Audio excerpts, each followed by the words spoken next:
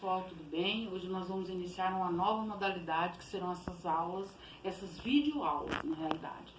Então, durante a aula eu vou estar explicando para vocês o módulo 4, no final eu vou estar deixando os exercícios e na próxima videoaula eu vou fazer a correção comentada desses exercícios, como eu costumo fazer em sala de aula com vocês, para que não restem dúvidas. Não deixem de fazer, deixem de ler, tá? Façam um cronograma e não deixem acumular aí as várias atividades que vocês estão recebendo. Bom, esse módulo 4 ele vai falar pra gente da estrutura geológica, formas e relevos, né, do território brasileiro. Então nós vamos falar um pouco agora sobre o relevo brasileiro, como ele se formou e quais são as principais formas de relevo existentes.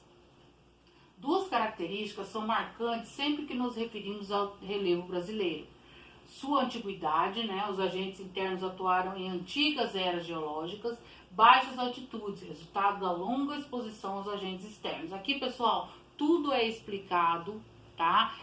Junto aí com a placa tectônica. Por o Brasil estar assentado aqui em uma placa, a placa chamada sul-americana, ele acaba que não tendo uma instabilidade geológica. Isso gera o fenômeno aí somente dos agentes externos. Então, o nosso relevo é um relevo antigo, aplainado, onde não ocorrem grandes cordilheiras, não temos aí grandes altitudes, justamente por nós não termos aí o movimento dessas placas tectônicas. A dinâmica interna. Situado no centro da placa sul-americana, o território brasileiro apresenta relativa estabilidade. Foi o que eu falei para vocês, ó. Se nós observarmos aqui, o Brasil ele está no centro dessa placa tectônica, ele não está no encontro ou no afastamento de placas tectônicas que acabam gerando aí terremotos, tsunamis, né, e o vulcanismo, fazendo com que o Brasil tenha uma certa estabilidade. A gente não passa aí, não temos aí os chamados dobramentos modernos, as grandes cadeias de montanhas, que a gente verifica onde há o encontro dessas placas tectônicas. Bom, no próximo slide, a gente vai falar da dinâmica externa. O relevo brasileiro vem sofrendo a ação dos agentes externos. Então, o que seriam os agentes externos? A água, o vento, o intemperismo. E aqui também entra, pessoal, a ação dos seres humanos. Os seres humanos são os maiores modificadores do relevo. Vários exemplos do trabalho das águas, tá? Aí nós temos a estrutura geológica do Brasil. O Brasil, ele tem três principais estruturas geológicas: os escudos cristalinos, onde nós encontramos ali os minerais metálicos e não metálicos, tá? As bacias sedimentares, 64%, onde nós encontramos a presença dos combustíveis fósseis, como o petróleo, o gás natural e o carvão mineral, e também temos as chamadas cadeias antigas. Tudo isso, esses aqui são as três formas predominantes aí do nosso relevo brasileiro. Nós temos aí três grandes classificações, né? A primeira classificação foi de Haroldo de Azevedo, depois veio a de Azibe e por último nós terminamos com a de Jurandir Ross. A primeira foi lá de Haroldo de Azevedo, onde ele dividiu o Brasil em planaltos, tá? E planícies. É uma divisão aí bem simplória, se nós formos olhar hoje a de Jurandir Ross, por exemplo, que tem muito mais divisões. O planalto, né, ele correspondia aí a 200 metros, e aí nós tínhamos as planícies. Então, essa aqui é a primeira divisão do relevo brasileiro. Depois, né, nós temos a de Aziz. Explica as formas de relevo de acordo com o clima. Aí nós temos a sedimentação, né, que é maior que a erosão, e nós temos a planície, e a sedimentação menor que a erosão. Nós temos os planaltos. Aqui, ó, se vocês observarem, Azibe, ele fez o quê? Ele classificou os planaltos, ele dividiu em maior número os planaltos. E as planícies aqui, elas também. Então, ele fez uma maior divisão dos planaltos, diferente daquela de Haroldo. Já Jurandir, ele usou modernas técnicas, né? Foi a partir de 1990, 89, então ele já usou técnicas de sensoriamento remoto, imagens de satélite, ele já tinha acesso a isso. Então foi mais fácil para ele estar elaborando um mapa com maiores detalhes, com maiores classificações do relevo. Levantamento mais detalhado, né? Foi possível chegar a um levantamento mais próximo da realidade. Aí ele dividiu em três: planalto, planície e depressões. Então é essa classificação de Jurandir Ross que ela é muito utilizada hoje dentro da classificação do relevo brasileiro.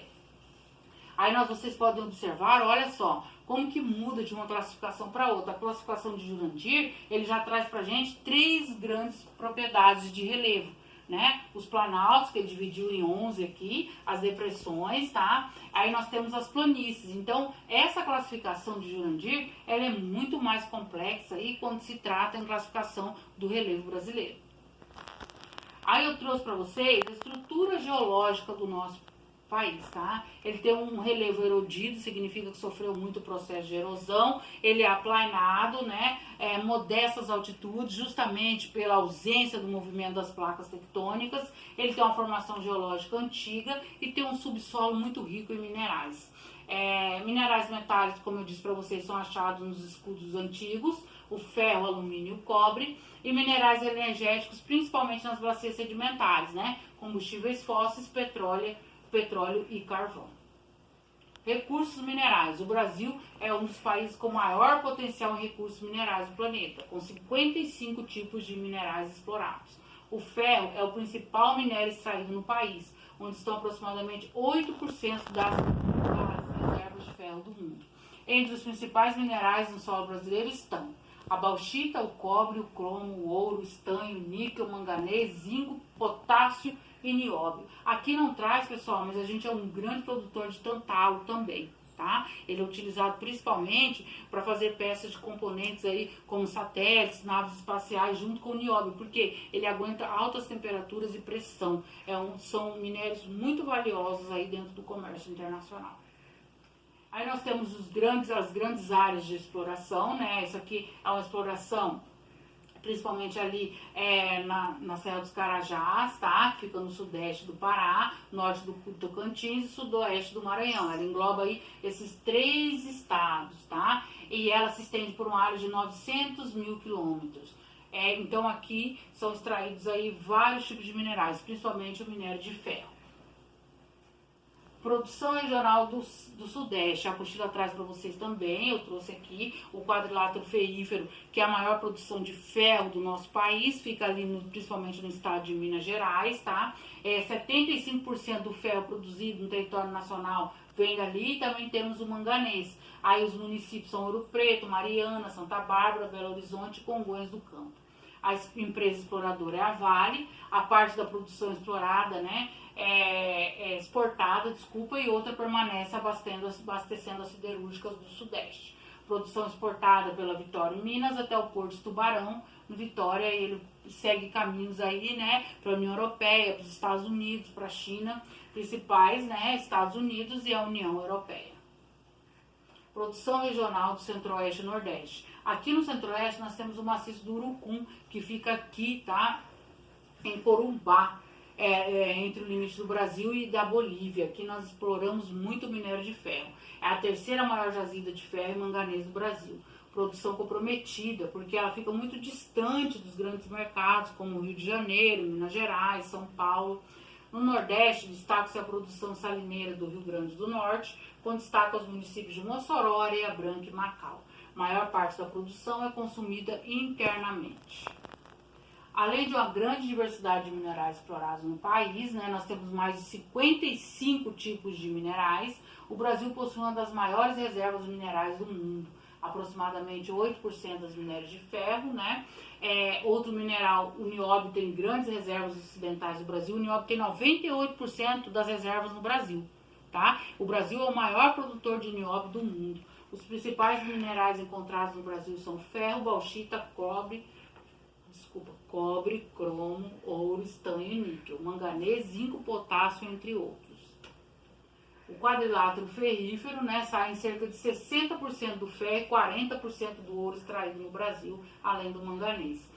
No Carajás, no Pará, são encontrados, além do ferro, ouro, prata, níquel, cromo, manganês, cobre, bauxita, zinco, estanho e tungstênio.